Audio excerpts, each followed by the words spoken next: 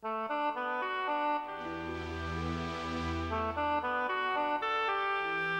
Tall Tales of Tommy the Twig.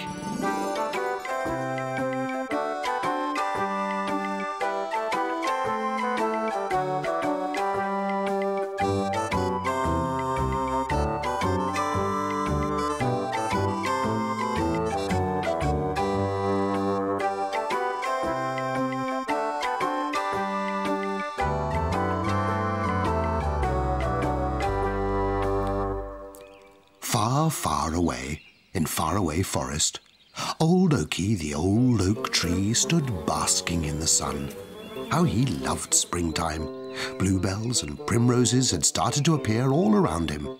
The birds were singing, bees were busy buzzing, the whole forest was waking after the long, cold winter. Meanwhile, high up in the sky, Winsty the Wind was in a very bad mood. His granny had scolded him for not brushing his teeth. As he flew across the sky, he heard old Oaky laughing down in Faraway Forest. "What's that silly old oak tree so happy about?" he said, and down he swept from the sky, faster than fastest, gathered up all the wind in the whole world in his big, gigantic, blowy, windy chest, and started blowing so terribly hard at old Oaky. "Goodness gracious me!" exclaimed old Oaky. "What a ferocious blowy wind!" And he dug his roots deeper and deeper. He was a very strong old oak tree. Not a bough, not a branch, not a bit of bark, nothing moved. Absolutely nothing at all, except, that is, for a little tiny, teeny-weeny twig called Tommy. Winsty was almost puffed out. He was about to give one last gigantic blow when out of the corner of his eye he spotted little Tommy shaking and shivering with fright. "Such a big, bad-tempered, windy Winston I am," he said. "Here I am feeling sorry for myself, and what do? I just blow and frighten a tiny, teeny little twig." "I'm really sorry," said Winsty. And Winsty really was sorry, because he was only 7, and winds who are 7 are very, very young winds indeed. A big rainy teardrop came into Winsty's eye as he realized how bad a big, blowy, blustery wind he'd been. "Are you all right, little twig?" asked Winsty. "Yes, thank you very much," said Tommy, who was still shaking, because little twigs do shake a lot. How could he have been so nasty to such a lovely little twig? "I haven't got any friends, Tommy," said Winsty. "Will you be my friend?" "Ooh, ooh," said little Tommy, who was so happy that now he had found a new friend. He'd thought that Christine the caterpillar was his friend, but she'd started to eat him yesterday. But now he was happy, really, really happy that Winsty was going to be his dearest friend. "Brrr," went old Oaky, and gave a great big oak tree shudder. He was so glad that Winston had stopped blowing. Even though he was a very strong old oak tree, he didn't like to exert himself very much.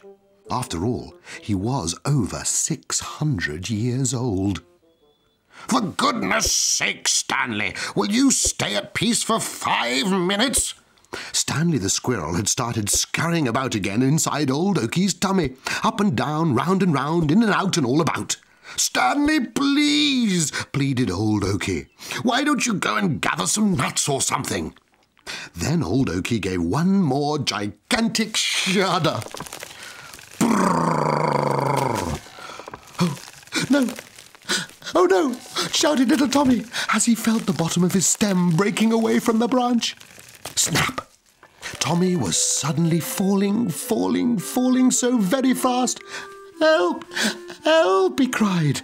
Suddenly, the most gentle, softest, fluffiest breath of air came under Tommy and tenderly lowered him to the forest floor. It was lucky for Tommy that Winston had seen his new friend falling towards the ground, and in an instant, quicker than quickest, had placed a fluffy, puffy fingertip under him to cushion his fall. "Thank you, Winsty," he said. "I'm very lucky to have a good friend like you."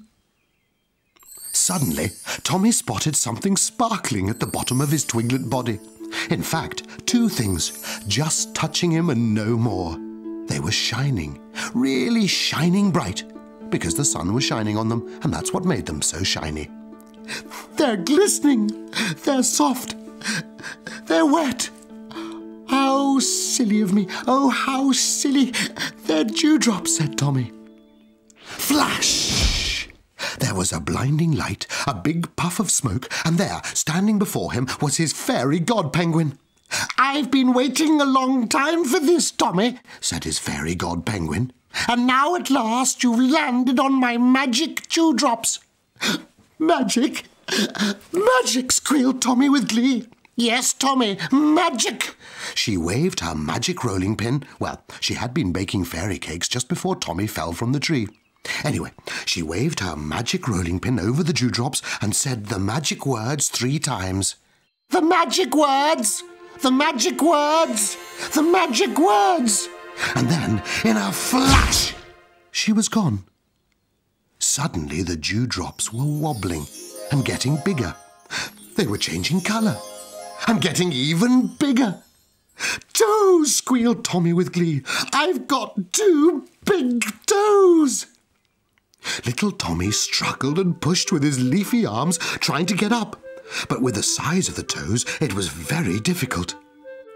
Here, little friend, try this, said Winsty. And he blew very gently underneath Tommy until he was upright, standing up straight on his big toes. I'm scared, he told Winsty.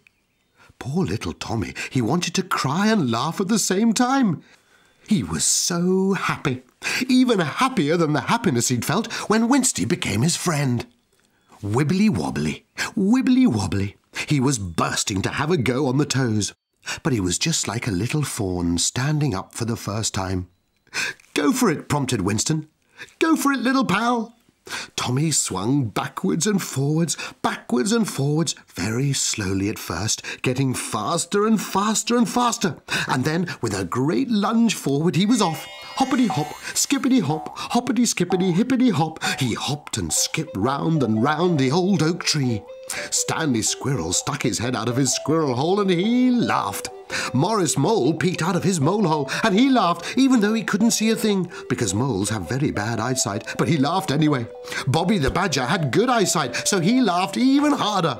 Old Oaky laughed, Winsty laughed, everybody laughed, even his fairy god Penguin laughed, and she was high, high up in the sky on her magic cloud having a cup of tea. But most of all, yes, more than anyone in the whole world, little Tommy laughed, because he was so very, very happy.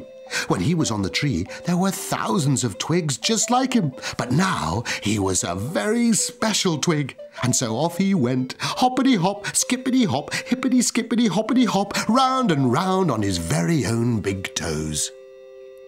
See you next time.